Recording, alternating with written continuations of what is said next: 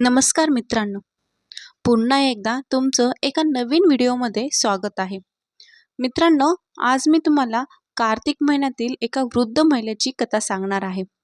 मित्रांनो, एका छोट्याशा गावात एक वृद्ध स्त्री राहत होती. तिला 3 सुना आणि 3 मुलगे होते. आणि ती वृद्ध स्त्री आपला रोजचा वेळ दररोज ती देवाची भक्ती करण्यात, पूजा करण्यात घालवत असे. ती सकाळी उठल्यानंतर गंगास्नान केल्यानंतर भगवान विष्णू आणि माता लक्ष्मीची पूजा आराधना करत असे. मित्रांनो, कार्तिक महिन्यात ती विशेष पूजा करायची. या महिन्यात ती लोणी, साखर, दही, साखर आणि तुळशीची पाने देवाला अर्पण करायची आणि शेजाऱ्यांना प्रसाद वाटायची. गावातील लोक तिच्या पूजेचा खूप आदर करायचे. त्या वृद्ध महिलेचा असा नियम होता की ती कार्तिक महिन्यातील प्रत्येक दिवशी गंगेत स्नान करून तुळशीची पूजा करायची आणि कार्तिक पौर्णिमेच्या दिवशी ती विशेषतः गंगा स्नानासाठी जायची आणि ती नैवेद्य तयार करून देवाला अर्पण करायची. पण तिच्या त्या 3 सुनांना हे सर्व अजिबात आवडत नाही. ते अनेकदा तिच्या श्रद्धेची चेष्टा करायचे आणि प्रसादाचे जेवण नाकारायचे. त्या सुना म्हणायच्या की त्यात तुळशीची पाने आहेत, ते आम्ही खाऊ शकत नाही. हा सगळा दिखावा आहे. हे ऐकून वृद्ध आईला खूप वाईट वाटायचे, पण ती शांत राहून तिची पूजा करत राहिली. वृद्ध आईच्या पतीचे काही दिवसांपूर्वीच निधन झाले होते. त्यामुळेच ती आता एकटी पडली होती. तिची मुलं देखील त्यांच्या बायकोंच्या सांगण्यावरून तिच्यापासून दूर झाले होते. आता तिने फक्त तिच्या भगवंताचे स्मरण आणि पूजा करण्यात लक्ष केंद्रित केले होते. पण तिच्या 3 सुनांना या गोष्टींबद्दल खूप राग येत असे. त्यांना असे वाटत असे की जेव्हा बघावे तेव्हा सासू फक्त आणि फक्त पूजेत मग्न असते आणि देवावर उगाचच खर्च करते, पंडितांना बोलावते, दानधर्म करते. जर ही म्हातारी देवाघरी गेली तर बरे होईल, निदान हा खर्च तरी वाचेल. पण त्या आईला जेव्हा तिच्या मुलांची सर्वात जास्त गरज होती तेव्हा तिच्या मुलांनी तिच्याकडे पाठ फिरवली होती. वृद्ध आईने रात्रंदिवस देवाची प्रार्थना केली आणि आपल्या मुलांसाठी अश्रू ढाळत राहिली. तिला वाटायचे की देवा, मी कधीच कोणाचे वाईट केले नाही, मग मला हे दिवस का बघायला मिळत आहेत. एक दिवस म्हातारी आई भगवान विष्णू आणि माता लक्ष्मी समोर बसून प्रार्थना करत होती. तिच्या डोळ्यात अश्रू होते आणि ती देवाला म्हणत होती की हे देवा, मला या दुःखातून मुक्त कर आणि माझ्या मुलांचे भले कर, त्यांना योग्य मार्ग दाखव. अशा प्रकारे वृद्ध आईने पूजा आणि दान करण्याचे तिचे नियम सोडले नाहीत. परंतु तिच्या 3 सुनांनी ठरवले की ही म्हातारी आता या घरात राहणार नाही. या घराच्या वाटण्या करून हिला वेगळे करावे आणि जर आपण वेगळे झालो तर आपल्या मनासारखे आपल्या स्वइच्छेने जगता येईल आणि सासूच्या पूजेच्या खर्चापासूनही सुटका मिळेल. एके दिवशी 3 सुनांनी एकत्र येऊन योजना आखली आणि पतींना सांगू लागल्या की आता आपले वेगळे होऊया. सासूचा खर्च सुद्धा खूप आहे. त्या नेहमी देवपूजा, दानधर्म करण्यात खूप पैसा खर्च करतात. त्यामुळे आता वाटणीही व्हायलाच हवी. आपण आपल्या इच्छेनुसार जगूयात. काय खर्च करायचाय आणि आणि काय नाही हे आपण स्वतः ठरवूया. मोठी सून ही नवऱ्याला हेच म्हणाली. मुलं मोठी होत आहेत, उद्या लग्न करायचे आहेत. जर सासूचा खर्च असाच करत राहिलो तर कसे होईल. आपल्या मुलांचे भविष्य सुरक्षित करायचे असेल तर आपल्याला वेगळे राहावेच लागेल. 3 सुनांनी आपापल्या पतींना पटवून वाटणीचा विचार त्यांच्या मनात रुजवला. 3 भाऊ आता वाटणीसाठी राजी झाले. गावच्या पंचांना बोलवण्यात आले. पंचांनी 3 मुलांसाठी आणि आईसाठी घराचे 4 भाग केले आणि घरातील सर्व सामानही 4 भागात विभागण्यात आले. वृद्ध आईला कमी वाटा दिला गेला कारण ती एकटी होती आणि तिला जास्त सामानाचीही गरज नव्हती. असे पंचांनी सांगितले की जो कोणी वृद्ध आईला आपल्या वाट्यात ठेवेल तो देखील तिची काळजी घेईल. धाकट्या सुनेने स्पष्ट नकार दिला. वृद्ध आईला मी माझ्या वाट्याला ठेवू शकत नाही. तिचा खर्च खूप आहे. ती पूजेत खूप पैसा खर्च करते. मधल्या सुनेनेही नकार दिला. म्हातारी आईलाही माझ्या वाट्याला ठेवता येत नाही. तिला आम्ही कधीच आवडलो नाही आणि आम्हालाही तिची गरज नाही, असे तिने उत्तर दिले. आपल्या मुलांचे भविष्य सुरक्षित करायचे आहे. वाटण्या तर व्हायलाच हव्या आणि त्यामुळे म्हातारी आई आता एकटीच राहिली. पंचांनी आपला निर्णय सांगून तिथून निघून गेले. 3 सुनांनी आपल्या आपल्या वाटणीला आलेल्या वस्तू आपल्याकडे ठेवून घेतल्या आणि म्हातारी आईच्या वाटणीत आलेल्या झोपडीत राहू लागली. आता ती एकटी होती आणि तिच्या मुलांबद्दल ती निराश होती. ती रोज सकाळी लवकर उठून गंगेत स्नान करून भगवान विष्णू आणि लक्ष्मीची पूजा करायची. पूर्वीप्रमाणे ती जेवण बनवून देवाला नैवेद्य अर्पण करायची आणि नंतर शेजाऱ्यांना प्रसाद द्यायची. पण आता ती खूप एकटी झाली होती, कारण तिच्या 3 मुलांनी तिच्याकडे पाठ फिरवली होती. ती दररोज प्रार्थना करायची की देवा मला या दुःखापासून मुक्त कर. माझ्या आयुष्यात आता काही राहिले नाही. माझी मुलांना मला एकटे सोडून दिले आहे. पण देवा मी तुझी भक्ती सोडणार नाही. आणि त्या आईची भक्ती कमी झाली नाही. रोज तुळशीच्या पानांनी विष्णुदेवांची पूजा करायची. एके दिवशी म्हातारी आई झोपडीत बसून रडत होती. तेवढ्यात एक तरुण तेथे आला आणि त्या आईचा दरवाजा ठोठावला. वृद्ध आईने दरवाजा उघडला आणि पाहिले तर समोर एक 17 ते 18 वर्षांचा एक धडधाकट तरुण उभा होता. त्याचा चेहऱ्यावर एक वेगळीच चमक होती. तो म्हणाला, आई तुम्ही मला ओळखलत नाही, पण मी तुमच्या माहेरहून आलो आहे. माझे नाव कृष्ण आहे. माझ्या वडिलांनी मला तुमची मदत करण्यासाठी पाठवले आहे. म्हातारी आईला आश्चर्य वाटले की मी तुला माझ्या माहेरात कधीच माझ्या घरी पाहिले नाही. कृष्ण हसला आणि म्हणाला, हो आई, मी तुमच्या भावाचा नातू आहे. आम्हाला बातमी मिळाली की तुमच्या मुलांनी तुम्हाला घरातून हाकलून दिले आहे, म्हणून माझ्या वडिलांनी मला तुमच्या मदतीसाठी पाठवले आहे. म्हाताऱ्या आईच्या डोळ्यात पाणी आले. तिने कृष्णाला आत बोलावून त्याला पाणी आणि थोडा गूळ दिला. कृष्णाने पाणी पाहिले आणि गूळ खाल्ला. मग कृष्णाने आपल्या पिशवीतून काही खाद्यपदार्थ, कपडे आणि औषधे काढली आणि म्हणाला, आई मी तुमच्यासाठी या सर्व गोष्टी आणल्या आहेत. तू उपाशी राहू नकोस. आम्ही तुझ्यासाठी रोज अन्न पाठवू. तू माझ्यासाठी जे काही केलेस त्याबद्दल मी तुझा सुख आणि समृद्धीसाठी देवाकडे प्रार्थना करेल. असे सांगून कृष्णाने वृद्ध आईची रजा घेतली आणि वृद्ध आईने त्याला आशीर्वाद दिला आणि त्याचे आभार मानले. कृष्णाने म्हाताऱ्या आईचा निरोप घेतला आणि तिथून निघून गेला. देवाने माझी प्रार्थना ऐकली यासाठी वृद्ध आईने देवाचे आभार मानले की आता मी उपाशी राहणार नाही.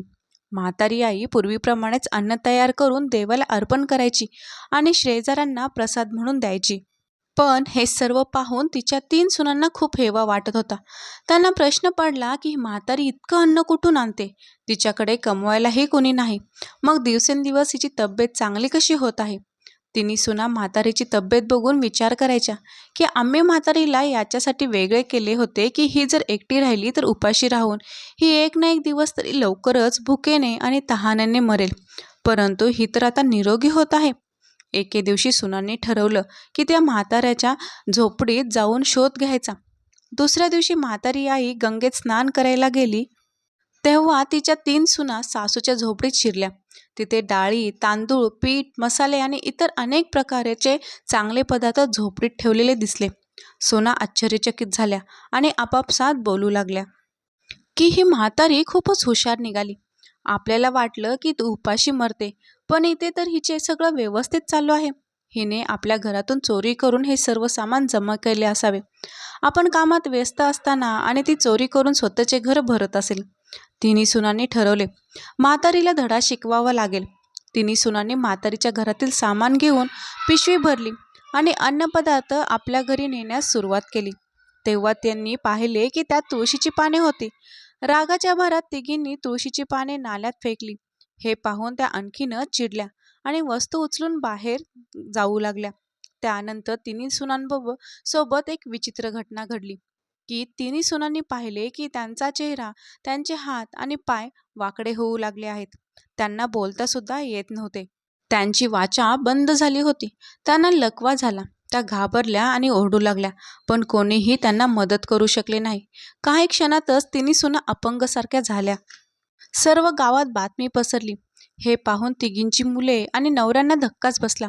मुलं ओरडू लागली की आईला काय झाले आहे बाबा? बघा आईला काय झालं? हे कसे घडले? हे अचानक तिघींना कसे होऊ शकते? तिघींचाही पतींना हे समजू शकले नाही. त्या तिघी काहीतरी समजावून सांगण्याचा प्रयत्न करत होत्या, पण तिघींना कोणीच समजत नव्हते. मुलं रडत होती आणि त्यांचे नवरेही रडत होते. त्यांनी मुलांना सांभाळलं आणि म्हणाले, आता घाबरू नका, आई लवकरच बरी होईल.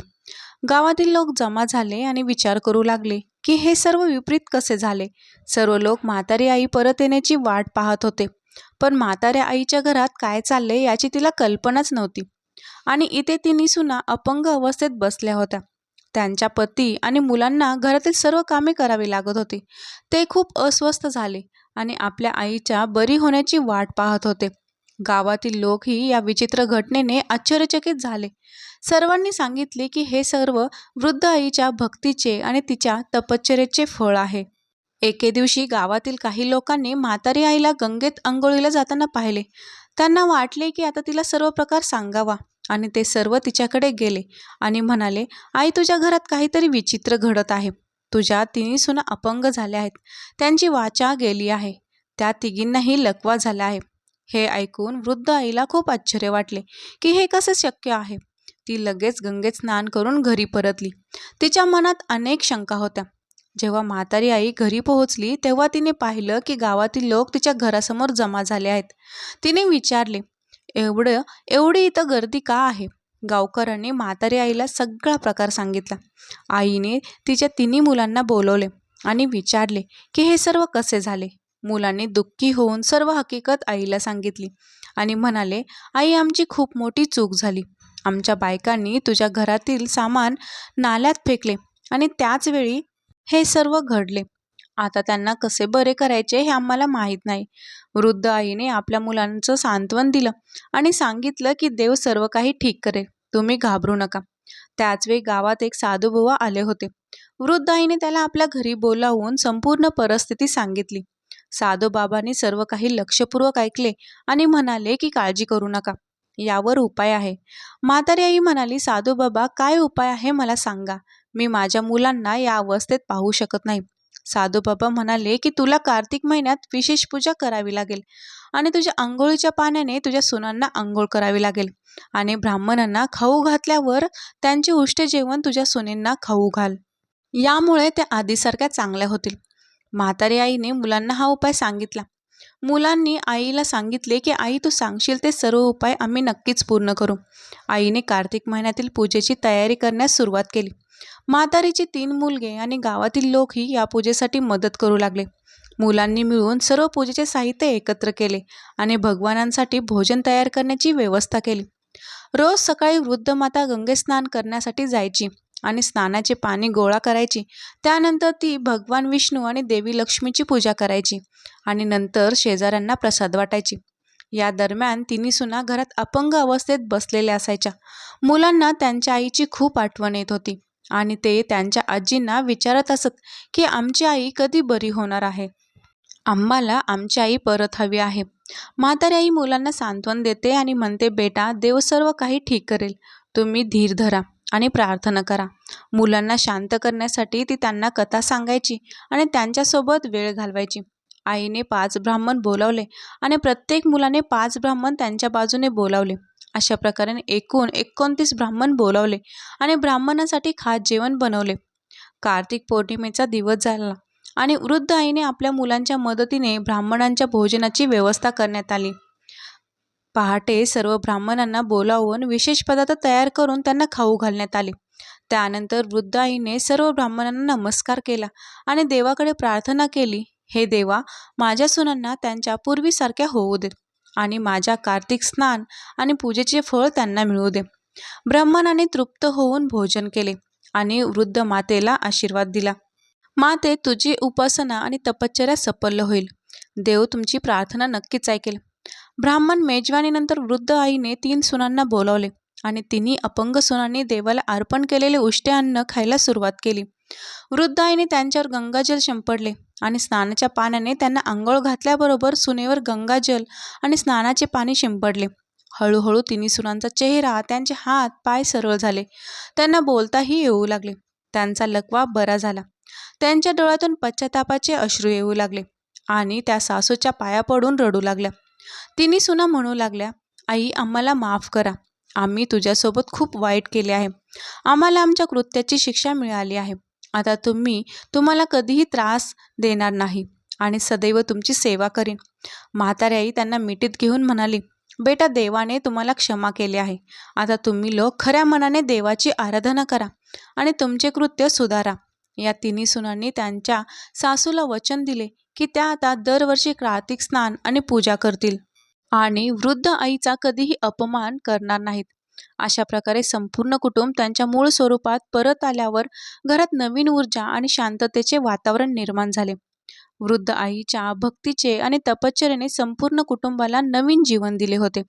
आता सर्वांनी मिळून देवाची पूजा केली आणि वृद्ध आईने कार्तिक स्नानांचा महिमा समजावून आपल्या मुलांना आणि सुनांना भक्ती आणि सेवेचे महत्त्व शिकवले. ते म्हणाले, हे बघ बेटा, भगवंताची आराधना आणि सेवा केल्याने खरी सुख शांती मिळते. आपण नेहमी खऱ्या मनाने भक्ती केली पाहिजे. आणि सर्व सुना म्हणाल्या, आई, आम्हाला आता देवपूजेचे महत्त्व कळले आहे. आम्ही दरवर्षी कार्तिक स्नान करून भक्तिभावाने जीवन जगू. तिन्ही सुना आईला म्हणाल्या की आई, आता आपण सगळे एकत्र राहूयात आणि तुम्हाला कोणी त्रासही देणार नाही.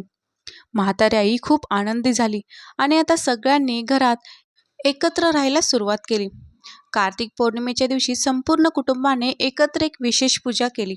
घर सजवून भगवान विष्णू आणि माता लक्ष्मीची विशेष पूजा करण्यात आली आणि तिन्ही सुना सकाळी लवकर उठून गंगेत स्नान करण्यासाठी गेल्या आणि स्नान करून देवाला नैवेद्य तयार केला.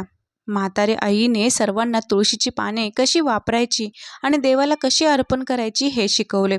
आणि हे देवा खूप प्रिय आहे. आपण खऱ्या मनाने पूजा करून आणि देवाला अर्पण करून सर्वांनी मिळून प्रसाद वाटला आणि गावातील लोकांनाही बोलावले. त्या वृद्ध मातेच्या आणि भक्तीच्या आणि तपश्चर्याच्या गुणगान सुरू केले. तर मित्रांनो, देवाच्या कृपेने कुटुंबात सुख समृद्धी येऊ लागली आणि तिन्ही भावांचा व्यवसाय सुरळीत सुरू झाला आणि आता तिन्ही सुनांनी त्यांच्या सेवेत मग्न राहिल्या आणि आता सर्वजण एकत्र राहून आनंदाने राहू लागले. तर मित्रांनो, तुम्हाला ही कथा आवडली असेल तर व्हिडिओला नक्कीच लाईक करा.